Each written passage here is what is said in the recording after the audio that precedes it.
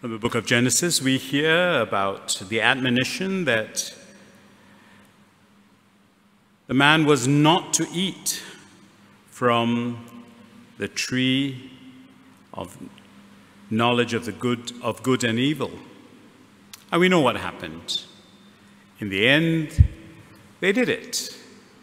The question is, did they do it because of the serpent, and can we blame it on the outside?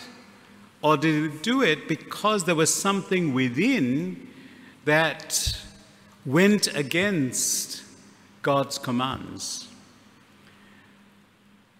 I'm not denying the reality of the temptation that the serpent brought along.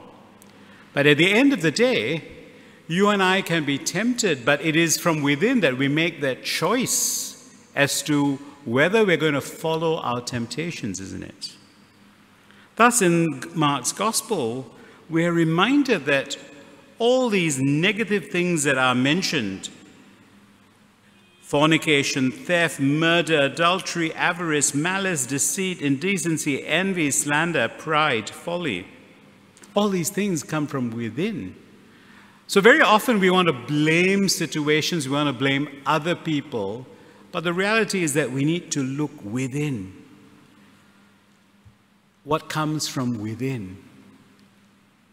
And so today we ask the Lord to help us to look within, because at least some, if not all of those things that are mentioned exist inside us, maybe to different degrees, maybe some things we have overcome. But there's always the need for renewal, for conversion. While we may not do some of these things, we may be thinking of desiring to do these things. And that makes it just as sinful, isn't it? So today we ask the Lord to help us to recognize that there is a need for a cleansing within, that we need to allow the Lord to help us, to guide us, to strengthen us, and above all, to cleanse us of our evil desires and to renew our hearts yet again.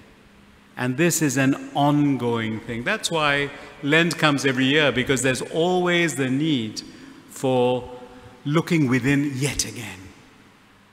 And so we entrust our lives to the Lord, asking that He may allow us the freedom to follow His ways, His truth. Amen.